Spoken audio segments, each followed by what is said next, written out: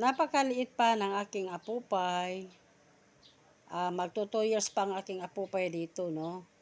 Kaya, kung tutuusin, ang mga bata ngayon ay malaki na pagkakaiba sa mga bata noon. Social na po talaga ang mga laruan ng mga bata at dito po talaga sa mall. At nakikita ko po sa mukha ng aking apupay na talagang ang saya-saya niya. Kasama kami, ang kanyang mami, daddy, ako at ang aking anak na babae. Talagang hindi mo masasabi talaga ang panahon, mga kalodi, na ang bata ay kailangan talaga sa mga magulang ang pagmamahal at nakaantabay palagi. At ito na, mga kalodi, umalis na rin ang aking apupay at naghahanap pa ng ibang mga laruan.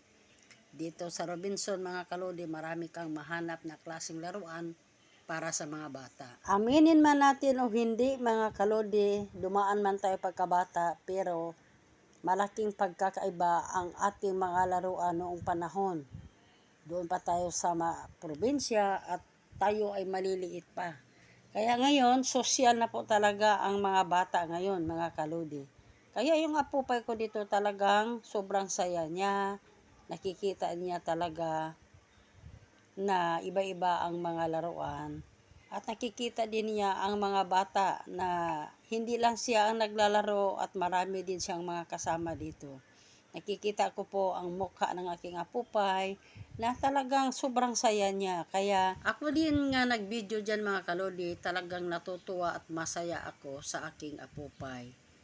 Kaya masarap na may bata sa ating tahanan, mga kalodi, aminin man natin. Itong video, mga kalodi, ay dinugtong ko lang. Galing kami bumili ng itlog ng aking apupay at ang aking anak ay talagang binibidyohan kami. Hindi mawawala ang aking apupay na lagi ko siyang kasama dahil nga mayroon din siyang intensyon talaga na magpapabili sa akin sa gusto niya. Hindi natin ibibigay ang para sa bata. Totoo naman, nag-iisa lang yung apupay ko, pero hindi naman ibig sabihin na lahat ng gusto niya ay ibibigay at maging expired ang bata. Kailangan din talaga na hindi lahat ng gusto nila ay ibibilhin po natin. Paborito lang po ni apupay ang ice cream, kaya may bit-bit po talaga siya ng ice cream. Talagang sobrang masaya ang aking apupay. Ako naman talaga din ay happy ako para sa aking apupay. Maliit pa talaga ang aking apupay sa panahon nito, mga kalodi. Sumakay siya ng kotse sa aking kapatid at talagang ayaw niyang bumaba.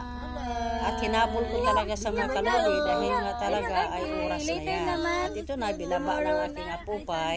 Nakakamiss talaga ang aking apupay kapag magkakasama kaming dalawa. At ito na, mga kalodi, binaba na siya sa kotse at ayaw niya talaga. Ayaw talaga magpaawat ang aking apupay dahil gusto niya talagang sumama kasi kasama din ang kanyang tatay. Talagang gusto niya talaga ang gala. At alam naman ang aking apupay talaga na umalis ng kotse dahil nagmamadali din sila. Dahil galing po sila sa akin nagpapahilot sa pamangkin ko. Kaya nga ang gusto ni apupay talagang sumakay pa siya. At ito na, ayan, sinundan niya talaga ang kotse. At pagkatapos dyan, mga kalodi, dahil alam niya medyo malayo na ang kotse, naawa talaga ako ng aking apupay dyan. Ayan, lumihis siya ng ibang daan. Ang akala niya ay mahabol at makorner pa ang kotse, mga kalodi.